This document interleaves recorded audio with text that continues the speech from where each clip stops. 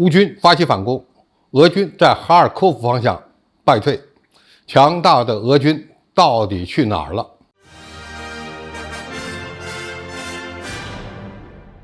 观众朋友、网友朋友，大家好，我是费寒爽。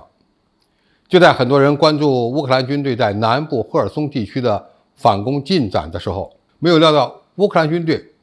有实力同时开辟两条战线，而且在北部的哈尔科夫方向发动的反攻规模更大。最新的消息称，俄军在乌东地区的重镇伊久姆被攻下，如果不是俄军及时撤退，那么这部分俄军有可能会被包饺子。当然，对此俄罗斯国防部也有他们自己的说法。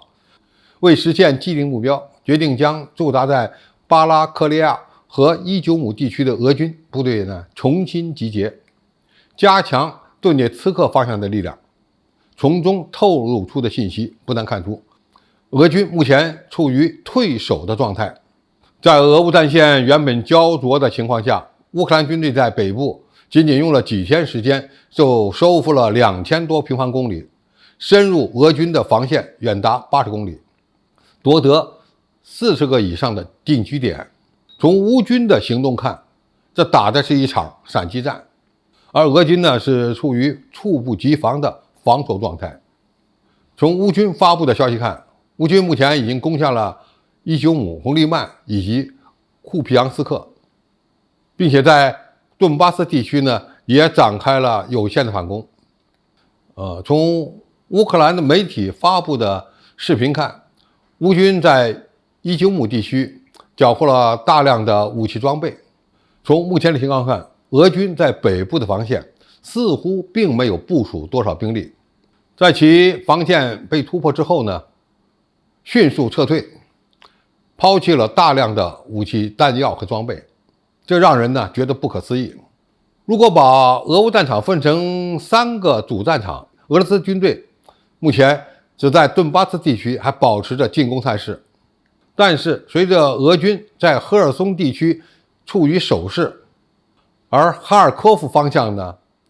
处于败退的架势，俄军指挥官面临着一个两难的选择：是否需要投入预备队来支持其进攻或者防守，以便防御乌军在南部和北部的持续推进。特别是俄军从伊久姆地区退出，将会对俄军的士气产生相当大的影响。那么乌军这次发起的攻势，除了兵力数量上的优势之外，它武器装备方面有些什么样的变化呢？最新的画面显示，乌军的苏27战斗机也整合了美国的 AGM-88 反辐射导弹，甚至美制的 A10 对地攻击机也投入了战场。还有消息称，除了在波兰训练的乌军开始参战以外，在英国培训的乌克兰军队也将回国参战。我们再把目光转向哈尔科夫方向，强大的俄军为何会表现得如此拉垮？这里面存在着几个疑问。首先，俄军在哈尔科夫似乎只有一道防线，而且没有派驻主力部队驻守。乌军突破了这一条防线之后，就如入无人之境。俄军的兵力短缺是否真的到了如此尴尬的地步？一些关键的作战方向无法派出他的主力部队，只能由一些预备部队或者是当地民兵来把守。第二个问题，那就是俄军是否还有后备力量？有报道称，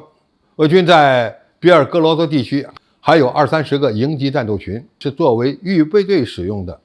当乌军发起反攻的时候，这些预备队为何没有做出及时的反应，迅速补充前线兵力的不足？第三，俄军在这次战斗中没有表现出强大的战斗意志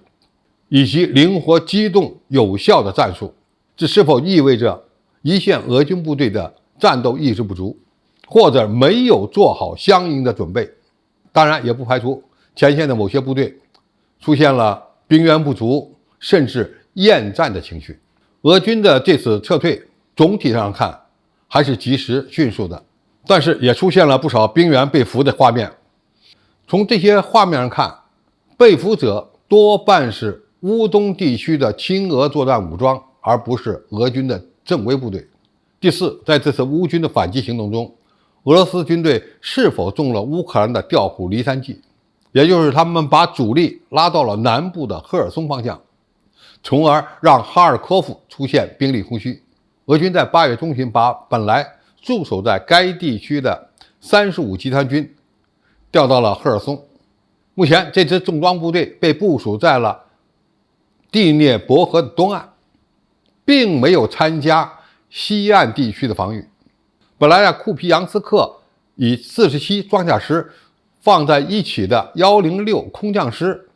也被调走了，而第47装甲师的战线甚至延伸到了巴赫穆特去了。那么在这种稀松的情况下，其补给线遭到敌方的袭扰和攻击就是难以避免的了。目前到底是谁在指挥俄军的整个作战行动？俄军的高层对战局的发展是否过于大意？还有一个很重要的问题，那就是俄罗斯空天军到底去了哪里？为什么在乌军发起大规模反击的时候，俄罗斯空天军的飞机没有大规模的出动，对敌方的地面目标发动攻击，从而阻止其快速推进？哈尔科夫距离俄罗斯边境比较近，俄罗斯的空天军完全可以出动相应的轰炸机、战斗轰炸机对其进行猛烈的轰炸攻击，但是这样的场景没有出现。到底是俄罗斯空天军的力量不足呢，还是他们与俄陆军之间的协同配合出现了问题，从而导致各自为战？第6个问题就是俄罗斯军队的火炮优势去哪里了？因为前一阶段无论是俄罗斯军队还是乌克兰军队攻击对方的手段主要是靠远程火炮，战场处于焦灼状态。那么当乌军发动反攻的时候，俄军的这些远程火炮到底发挥了多大作用？这也是存疑的。在接下来的一段时间内，俄乌战场的战局将会如何发展？乌军是否还有能力继续发起反攻？俄军的新防线将设置在哪里？在乌东地区的攻势是否会继续加强？过去俄乌战场的主动权在俄军手里，那么通过乌军的反攻，战场的主动权是否会因此而发生改变？俄军在面临不利的形势下，他们会如何调整兵力、扩大规模、发起新的攻势，从而将战线稳定在某些区域？这些呢，都是值得我们密切关注的。好，今天的评述就到这里，谢谢大家收看，我们下期再见。